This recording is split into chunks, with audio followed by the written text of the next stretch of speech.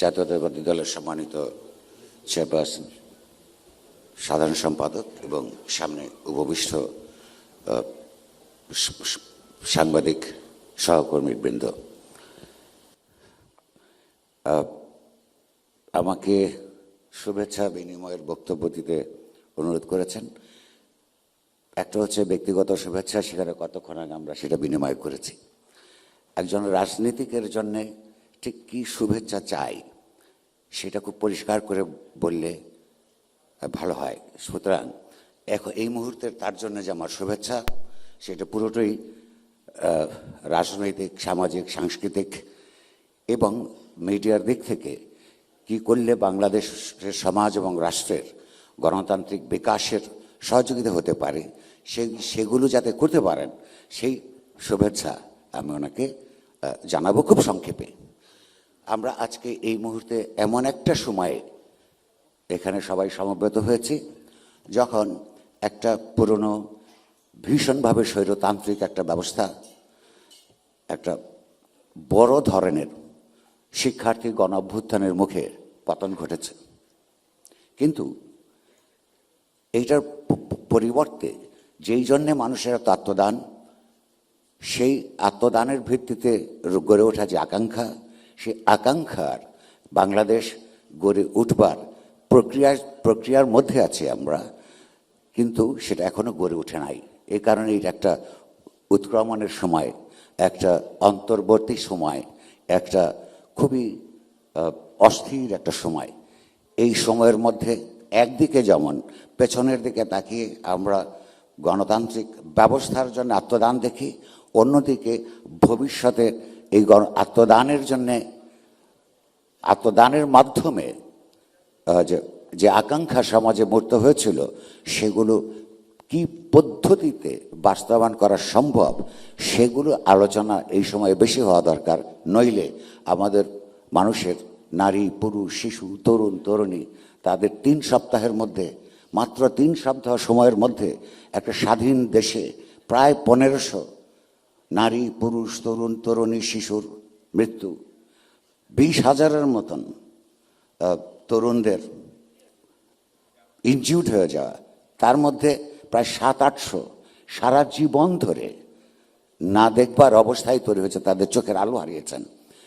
এই সমস্ত পরিস্থিতির মধ্য দিয়ে গিয়েছি বলেই আজকে তারেক রহমান সাহেব এখানে উপস্থিত হতে পেরেছেন।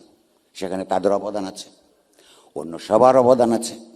এই গণ অভ্যুত্থানের মধ্যে আমরা রাজনীতির, সংস্কৃতির নানা ধরনের প্রবণতা দেখেছি।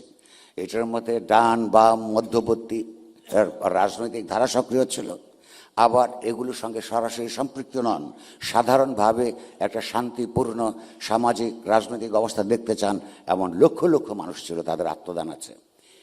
এই সময়টায়, এই উৎক্রমণকালীন সময়টায় পরস্পরকে দোষারোপ না করে বরং এই আত্মদানকে কি করে একটা রাজনৈতিকভাবে, সামাজিকভাবে প্রাতিষ্ঠানিক রূপ দেওয়ার দিকে এগোনো যায়, সে আলোচনাগুলি হলে আমার মনে হয় আমাদের সময়ের প্রতি, এই উৎক্রমণকালীন সময়ের প্রতি সুবিচার করা হবে।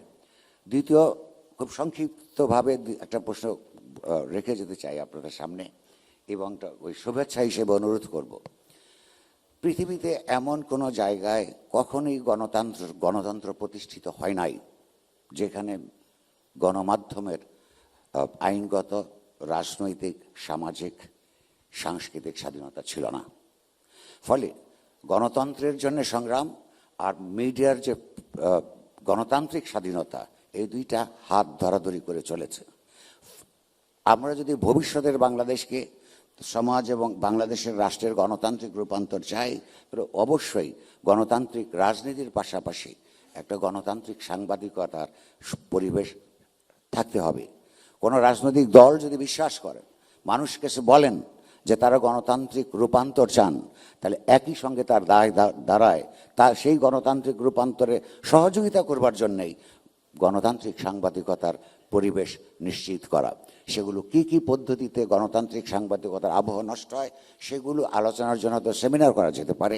আমি শুধু এইটুকু শুভেচ্ছা জানিয়ে রাখবো যে আপনারা যেন সেই পরিস্থিতি তৈরি করতে পারেন।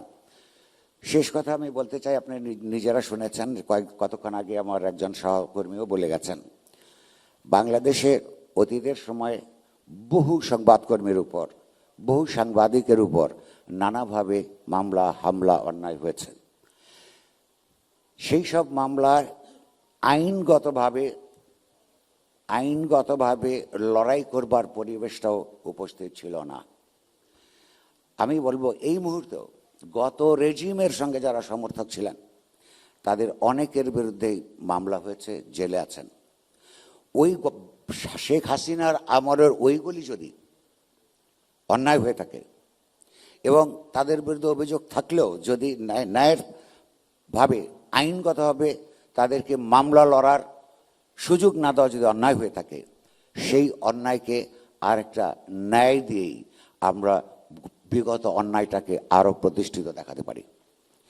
এই সময়ে যারা জেলের মধ্যে আছেন ভিন্ন মতের জন্যে, সে তারা যা যা করেছেন সেইটা আমরা বিশ্বাস করি না বলেই আমরা এখানে মুক্ত আছি।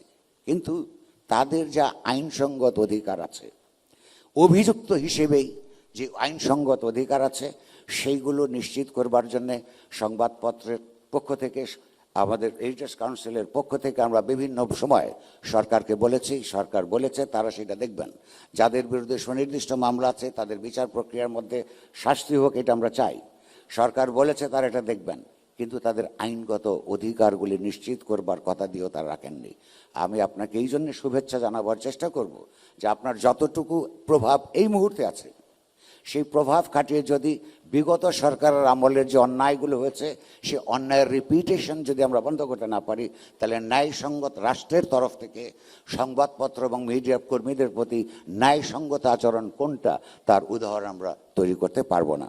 ফলে এই ব্যাপারে যদি আপনার কোনো প্রভাব থাকে, আপনি ক্ষমতায় যাবার জন্য অপেক্ষা না করে এইটা ব্যবস্থা করতে পারার তৌফিক আপনার হোক, সেই শুভেচ্ছা জ্ঞাপন করছি। সবশেষে আমি বলবো,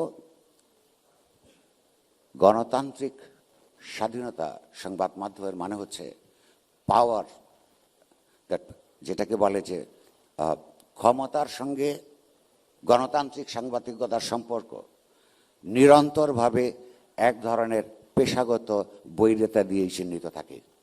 সেটা কোনো ব্যক্তিগত নয়, সেটা কোনো দলের বিরুদ্ধে বা কোনো দলের পক্ষের ব্যাপার নয়। এটা সত্য যে পুরনো আমলগুলি যদি আমরা, বিভিন্ন রাজনৈতিক আমলগুলি আমরা লক্ষ্য করি, সেখানে স্বীকার করতে হবে যে বিএনপি আমলে আওয়ামী লীগ আমলের তুলনায় অনেক বেশি সহনশীলতা আমরা লক্ষ্য করেছি। কিন্তু আমি মনে করি 24 সালের 5ই আগস্টের পেছনে বাংলাদেশ আর কোনো দিন ফেরত যাবে না।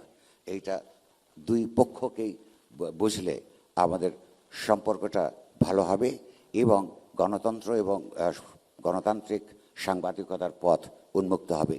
কোনো অবস্থাতেই কোনো রাজনৈতিক দল, আমি বিশ্বাস করি, আমার যদি সামান্যতম ইতিহাসবোধ থেকে থাকে, 5ই আগস্টের আগ পর্যন্ত বিভিন্ন রেজিম যেভাবে সরকার চালিয়েছে বা সংবাদপত্রগুলো যেভাবে ব্যবহার করেছে, সেইটা দিন শেষ হয়ে গেছে।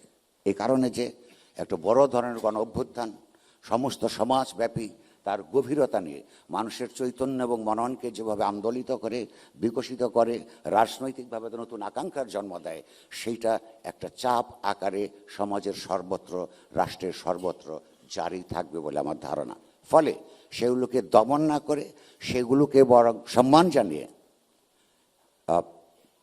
গোটা সংবাদ মাধ্যমের ক্ষমতাকে গণতান্ত্রিক জবাবদিহিতার মধ্যে আনবার যে দায়িত্ব, সেই দায়িত্ব পালনে আপনারা যদি ক্ষমতায় যান কিংবা ক্ষমতায় না গেলেও সমাজে আপনারা প্রভাবশালী সংগঠন হিসেবেও যদি থাকেন, সেইটা যাতে আপনারা অনুমোদন করতে পারেন, সেই সহনশীলতা আপনাদের হোক, সেই শুভেচ্ছা আপনাকে জ্ঞাপন করছি।